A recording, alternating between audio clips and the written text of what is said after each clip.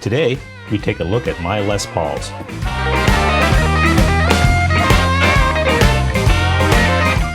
Hey folks, so as we get closer to the end of the year, I like to do a couple of videos showing what my current guitar collection is consisting of, let's say. And 2019 has been a pretty interesting year. I've just gotten back into music really recently, in terms of playing wise. I was a bass player for most of my life and took a break after my last band and kind of parted ways or whatever. I wanted to take a little break from music after having done it for over 25 years as a, touring and recording musician, as a bass player. So in 2007, I took a little break, and in the end of 2017 area, I was starting to, wanting to get back into it, but not as a bass player this time. I wanted to really focus on, playing guitar, which was what I, as a kid, started doing for a very brief time before switching over to bass as more of a necessity. In the town that I was in, there was, a couple of musicians there already, and the bands that were there really were in need of bassists more than guitarists. So I kind of did the switch over, and I enjoyed it and I loved it, and I played it for many years. But returning back to music in these last, couple of years, I really wanted to go back to the guitar where I originally started and really focus on learning and trying to get better at it, and to really find out what instruments really spoke to me and, what I would really gel with. As a kid, I was always a huge Gibson Les Paul fan. Every time I saw bands or, a guy would have a Les Paul, I knew something was up with that instrument. I was always drawn to it. And to me, that spoke to me in a way that really inspired me to want to find out more about it and to play music. So, over the last couple of years, I've gone through many, many guitars. I've had PRSs, I've had Gibsons, Fenders, Suhrs, Friedman, a variety of instruments as I'm kind of, navigating the waters to see what tools and what guitars really, I would like and I really gelled with. So I would say over the last 2 years, I've gone through probably about 20 some guitars. So, and my aspect was I'd buy a guitar and play with it and really get used to it. And then, shift if it wasn't really, on par, or I wanted to try something else, I would sell it or trade it for the next thing, and then kind of work my way through a collection of guitars to see what I really wanted to end up with. So my main guitar, where I ended up with, was what I was originally drawn to as a kid, is the Les Paul. And the Gibson Les Paul to me is that tool that really spoke to me, and that when I play, I feel that it's represents the way I play and the tone that I like, the feel that I like, the look, the classicness of that instrument, the history behind it. So, so I've had a few Les Pauls in the, last couple of years. I've gone through a couple, and with anything I get into, I really like to strive for that top level, to really, to really push it and to go as far as I can with it. As far as, if I'm getting a Les Paul, I want the best Les Paul that I can possibly get, the one that really spoke to me. 59s were always, something that were classics in my opinion, that I was always quite intrigued with. Obviously, buying a real 59 today would be, you might as well buy a house.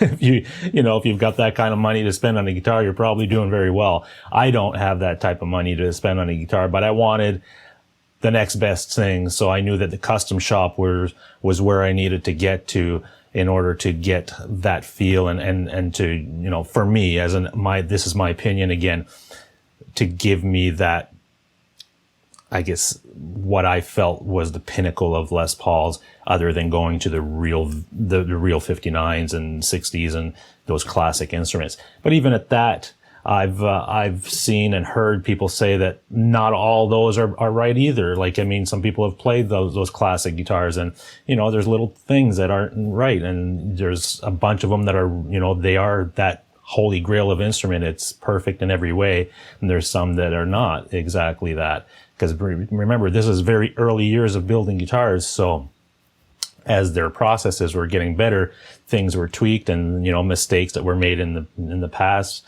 are still on those guitars. So what I was really drawn to when I started looking into the custom shop stuff was that these are made at those specs, but with the more modern tools and having fixed all these issues that might have been present back in those days.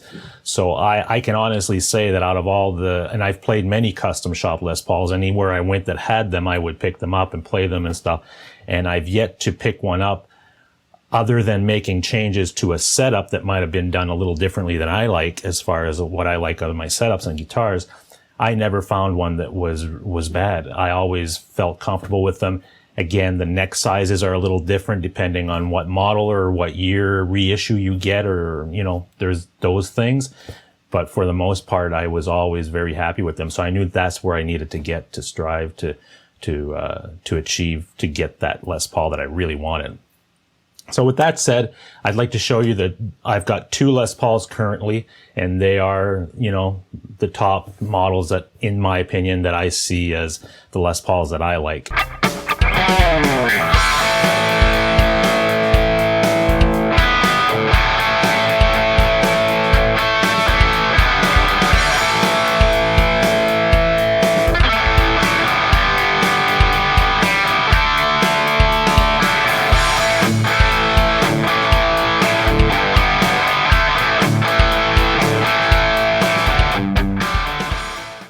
This is a 1996 Gibson Les Paul R6, and this is the 1956 reissue.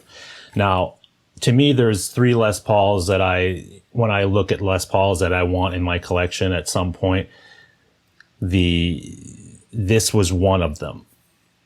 And a gold top with P90s has always been that one. You know, I've always looked at these and loved them and everything. So I've played a few of the custom shop ones. This is a custom shop, obviously, but it was a 96. This is a 96 one. I think the custom shop came around in 94, 93. Correct me if I'm wrong. I'm not really that positive on that, but I believe that's when it was.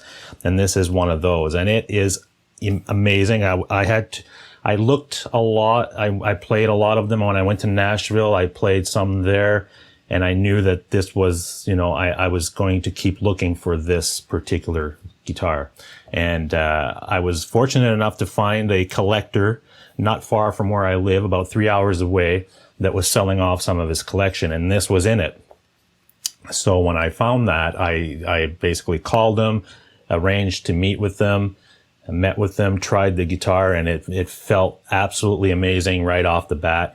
The neck is absolutely awesome. It's a thicker neck, obviously, because it is a 1956 reissue. Back then, they were doing more of a thick neck. Let me see if I can show you that. So you can kind of tell it does have a little bit of thickness there, but it feels a lot like a 59, which is my favorite profile of a neck, like the ones that are on the 59s. And it's super comfortable. I mean, this is a 96, so you're talking over 20-year-old guitar here. And it's got a few little scuff marks in the back, nothing major. I don't know if you can see any of that. They're very hard to see. I was amazed by the actual, you know, quality and the condition of this guitar, being that it is a 20-some-year-old guitar. Here's the headstock, if you can see that. There you go.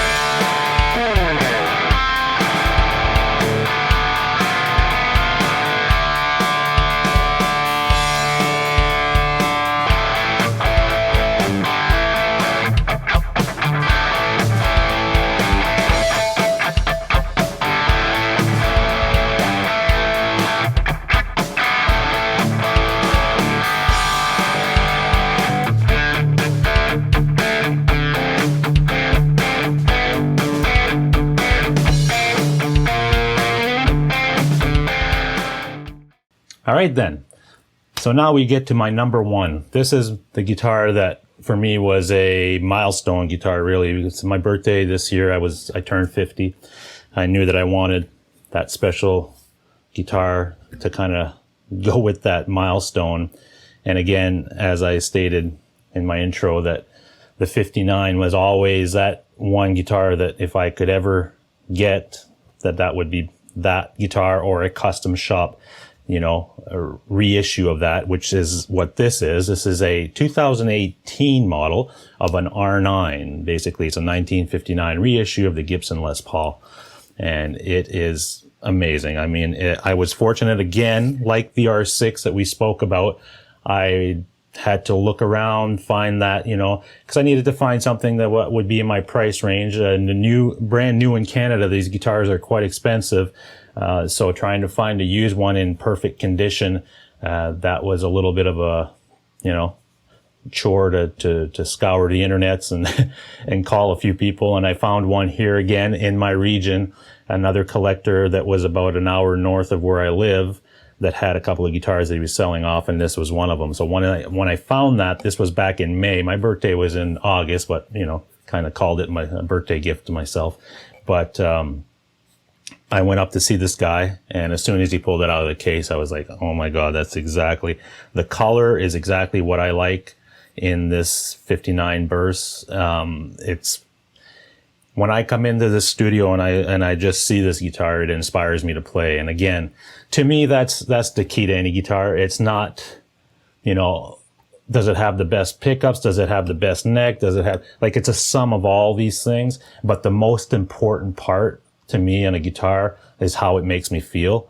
And if I'm inspired by it to play. And so just that alone, when I come in here and I see it, I want to pick it up and play it, which makes me play more, which makes me enjoy playing more, which gives you that satisfaction of, ownership of something like this. That's the key. So it's a sum of everything. And it's not saying that this is the best guitar in the world for you. For me, I believe this, this is my top range, and this is where I'm the most comfortable. I play different guitars and I have different guitars, and they're all great as well. But if you said to me, you can only have one and that's the only one you can ever play for the rest of your life, you're looking at it. So there it is. I'll give you a little bit of close up. Again, this was bought, it's a 2018. It's bought used, but there's not a mark on it. It really is special. It's got that little medallion from Custom Shop there.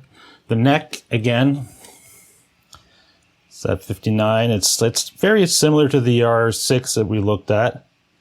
I think it's the sweet spot for what a neck should be. It's so comfortable that if I could have that profile on the neck, that same, everything about this neck, take it and put it on every guitar that I play, I'd be perfectly happy with that. There's the headstock.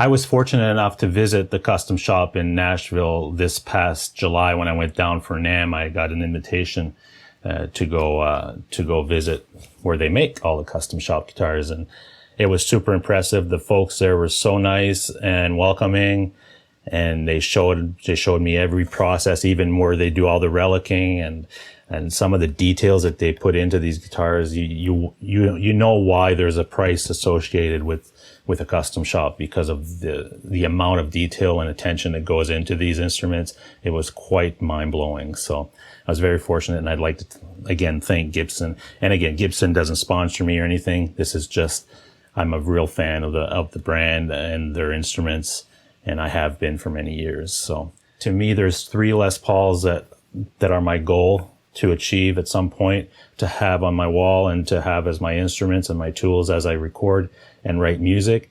And the one that I'm missing, unfortunately, and I'm still looking, is a black or white, preferably the black with the white binding, Gibson Les Paul custom. Whether it's a custom shop version or the real deal, if I can find something that I like as far as vintage wise in this late 60s, early 70s. Again, these vintage instruments are very expensive. So finding one that is in good condition that I would love to buy would be a challenge, but I look every day. I'm just that type of guy. If I have something in my head and I know that I'm looking for it, and if I can make it happen, whether it means selling off something, it wouldn't be a Les Paul. Obviously, I've got 2 tellies and I've got a couple other things. If I had to, I probably would have to sell something to get that. Or if I found something that was just, mind blowing as far as the deal, I could make that work. So I'm still on the hunt for that. And, who knows? Will it happen before the end of this year? It's hard to say. There's only a few weeks left from this year.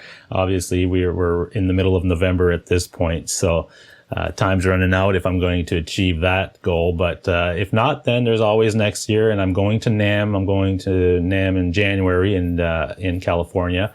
And, I'll be scouring over there as well to see. You never know, right? You might find something there. Anyway, I'd like to thank you guys for, the support and watching my videos. And I hope you enjoyed this one, a little bit of details around some of the guitars that I have in my current collection and the ones that really speak to me as a musician. And the Les Paul is like that number one. As you can see back there, I've got a couple of tellies, and that's basically my collection. It's Les Pauls and Telecasters. And at this point, after going through about almost 2 years of getting back into music and trying a bunch of guitars, those are the ones that I really gravitate to and that really speak to me and then really inspire me to play. So that's where I've kind of ended up in mine. Anyway, thank you very much. And until next time, get out there, play guitar, enjoy yourself. Life's short, folks. So take advantage of every minute you have. All right. Take care.